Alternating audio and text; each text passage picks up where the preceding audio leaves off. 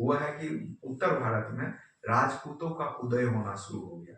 अब ये राजपूत का उदय ऐसा नहीं कि हाँ एक ही बार हो गया, कई सारे लोग अलग अलग साक्ष्य देते हैं कि भाई मतलब इस पृथ्वी का मंथन हुआ, जो विशल देव सॉरी चंद्रदाई है उनका कहना पृथ्वी का मंथन हुआ तो वहां पे एक पर्वत था अरावली पे, वहां पे हवन कुंड लगाया तो वहां से राजपूत का उदय हुआ। ये सब मतलब थोड़ा सा इतिहासकार इन चीजों से बचते हैं, ये साहित्यिक चीज है, इसको साइड कर चलते हैं। अब राजपूत जो है महत्वपूर्ण 3 राजपूत शासक हमें दिखाई देते हैं, चौहान, गहरवाल और परमार। ये तीनों ये हर एग्जाम दृष्टि से और भी अन्य है, लेकिन ये 3 को महत्वपूर्ण शासक के रूप में जाना जाता है। राजपूत शासक जब जो सबसे पहला आता है चौहान।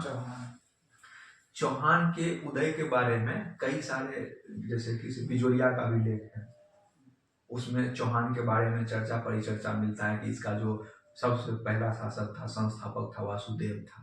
अब ये वासुदेव कौन वासुदेव था उसके बारे में विशेष जानकारी नहीं मिलता है, लेकिन माना जाता है कि जो चौहान के संस्थापक था वो वासुदेव था। और उसके बाद जो एक महत्वपूर्ण शासक बन के आया वो विशल देव था। विशल देव एक जो साहित्य अपने हाथ से लिखा था वो हरिकेल नाम के एक साहित्य ग्रंथ लिखा था। और 2.5 दिन का झोपड़ा पता होगा? 2.5 दिन का झोपड़ा थोड़ा सा भी याद होगा? हाँ। कौन बनाया था 2.5 दिन झोपड़ा? ये अलाउद्दीन खिलजी। ऐबक कुतुबुद्दीन ऐबक। तो ऐबक जो 2.5 दिन का झोपड़ा बनाया, एक्चुअली में वो 2.5 दिन में बना था, लेकिन वो कहा जाता है जैन का मंदिर था, उसको तोड़ फोड़ के ये लोग अपना उस पर टोकरा चढ़ा दिए तो 2.5 दिन झोपड़ा कर दिया।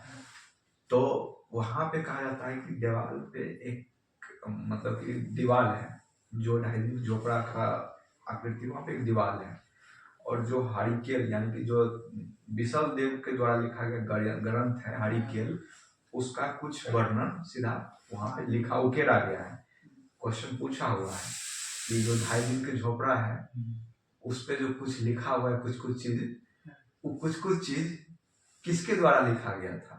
हरिकेन नहीं, ये उसमें शासक का नाम दिया हुआ है, पृथ्वीराज चौहान के द्वारा या फिर विशल देव के द्वारा या चंद्रदाई के द्वारा। विशल देव। अब हो सकता है उसका ग्रंथ नाम पूछ ले, तो हरिकेल इसलिए कहीं बुक में नहीं मिलेगा, हम उसको नेट से सर्च किए थे कि लिखा तो विशल देव कहाँ से लिखा, कहाँ कविता उविधा था, तो पता चला कि जो है वहाँ हरिकेल ग्रंथ लिखा था, जिसके कुछ कॉपी को उठा करके वहाँ पे उकेर दिया गया। तो ये 2.5 दिन की झोपड़ा पर इनके काल का जो महत्वपूर्ण चीज है अपने एग्जाम के व्यू से, वैसे पढ़ने के लिए तो साहित्यिक चीज यहाँ बहुत भरा पड़ा है, लेकिन अपने एग्जाम की दृष्टि से इतना इम्पोर्टेंट है। और जो सबसे महत्वपूर्ण शासक उभर करके आता है, 2-3 चीजें। पहले का जो शासक था, एक अर्नो राज्य विशल देव का उत्तराधिकारी हुआ था, ये भी याद रखना है। लेकिन उससे पहले एक चीज याद रखना है कि ये लोग अपना राजधानी घोषित किए थे अजमेर को, और अजमेर का पुराना नाम था साकम्भरी।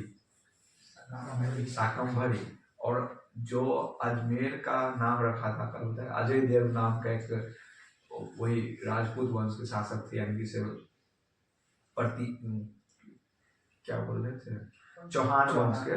तो उसने अजमेर नाम रखा, साकम्बरी नाम हटा करके उसका नाम अजमेर रखा। अपने काम का जो सबसे चीज है पृथ्वीराज चौहान, जिसपे रासो भी लिखा गया है। पृथ्वीराज चौहान के बारे में कहा जाता है कि ये केपेबल था, बहुत ज्यादा शक्तिशाली था, क्योंकि ये बहुत कम अल्पायु में ये शासक बना, और शासक बनने के दौरान ये चीजों को बहुत जल्दी समझ लेता था और युद्ध कलापूर्ण था।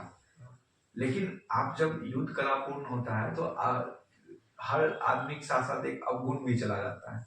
अभी कहने के लिए तो हम कह देते हैं कि जो कई सारे कविता में भी कहा गया है कि जयचंद ना होता तो इतिहास कुछ और होता है, जयचंद गद्दार ना होता तो इतिहास कुछ और होता।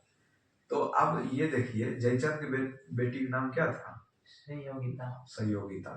संयोगिता को संयोगिता और जो पृथ्वीराज था, इसके बहन में एक तरह से देखा जाए तो भाई बहन का रिश्ता था। अब कोई भी अभी आज के दौर में आप भाई बहन के साथ शादी ब्याह संबंध रखेंगे, दूर में भी हो लोग एक्सेप्ट नहीं करेगा। देखिए हम पक्ष विपक्ष दोनों चर्चा करके बात करना चाहिए। अब चंद्र जो जयचंद था उसकी बेटी थी, उसको जयचंद भी बहुत कैपेबल था, अभी आगे पढ़ेंगे उसने क्या क्या कारनामा किया है। तो जयचंद को गुस्सा आना स्वाभाविक था, उसके बेटी को भगा ले गया पृथ्वीराज चौहान भगा के ले गया। पृथ्वीराज का कहा जाता है कि अंत का एक तो ये कारण है, और दूसरा नियमबद्ध तरीके से चलना, संहिताबद्ध तरीके से अपने जीवन चलाना।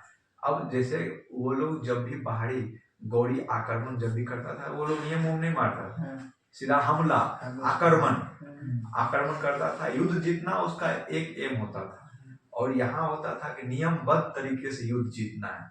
जब पहला आक्रमण हुआ इधर से पृथ्वीराज के दौरान, तो तराइन की युद्ध कहा था बुरी तरीके से गौरी को हरा दिया, और जब बुरी तरीके से गौरी को हरा दिया कहा जाता है कि दुश्मन का दुश्मन दोस्त होता है। गौरी ने दोस्ती कर लिया, देखिए इसको कहते कूटनीति। गौरी ने दोस्ती कर दिया इससे जयचंद, और जयचंद का दांत पहले से पिलपिलाया हुआ था, इसकी बेटी के लेकर भाग गया। दोनों एकदम हाथ मिला लिया जोर से। लेकिन एक चीज कहा, जयचंद को कहा कि इसे गौरी कहा कि आप यदि क्योंकि पृथ्वीराज को हराना अब जो है ना प्रतिष्ठा की बात आ गया है, अगर आप हमको साथ देंगे और पृथ्वीराज गुड़ चीज को बता देंगे और उससे हम युद्ध जीत जाते हैं, तो पूरा भारत का सम्राट आपको बना देंगे, क्योंकि हमारा उद्देश्य है यहाँ लूटपाट करना, हम तो यहाँ शासन करने आए नहीं। जयचंद को ये चीज अच्छा लग गया। अब जानते हैं कोई लोभ चीज ही पट कर नहीं देता है, यही जयचंद को भी पराजित करता है। तो जयचंद भरपूर साथ दिया, द्वितीय तराइन की युद्ध में भरपूर साथ दिए।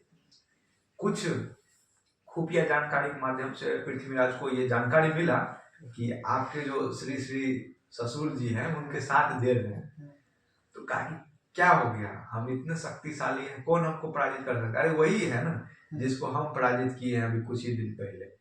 देखिए कभी भी दुश्मन कमजोर नहीं समझना, कमजोर समझने मतलब अपना पराजित को अपने पास बुलाना है।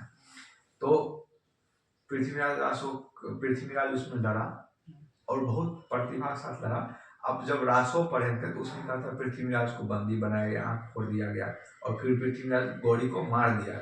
गौरी को मार दिया पृथ्वीराज चौहान। लेकिन इतिहासकार ऐसा नहीं मानते, इतिहासकार मानते हैं कि नहीं,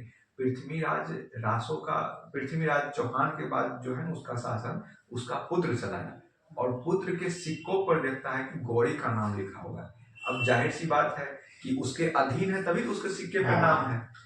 तो इतिहासकार मानते हैं कि गौरी जो है दूसरे तराइन की युद्ध में बंदी बना करके अफगान ले गया पृथ्वीराज को, और चंद्रदाई को भी दोनों साथ उठा ले गया और उसको वहां पे मार दिया, मतलब इस पृथ्वीराज को वहां पे मार दिया। और उसके बाद जो शायद गोविंद नाम का शासक था उतना केपेबल नहीं था, यानी कि ये समझे नहीं, ये सब काम जो है 1193-94 के आसपास हो रहा है, और 1206 में दिल्ली सल्तनत का स्थापना हो गया।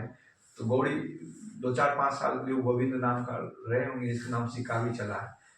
तो इसके बाद ये भी जो राजपूत शासन है दिल्ली में मिल जाता है, जिसका आगे देखेंगे दिल्ली सल्तनत कैसे कैसे क्या हो। तो यहाँ पर पृथ्वीराज का अंत हो गया, और पृथ्वीराज के अंत होने के बाद हम ये देख सकते हैं कि जो मुस्लिम आक्रमकता है वो भारत पर अब हावी होता हुआ दिखाई दे रहा है। जो पहला युद्ध हुआ उसमें कौन हारा? गौरी, तराइन का युद्ध। दूसरा युद्ध हुआ तो उसमें पृथ्वीराज, और तीसरा जब युद्ध देखेंगे तो उसमें आप देखेंगे कि जिसने साथ दिया था उसी को उल्टा करके हरा दिया। तो अभी आप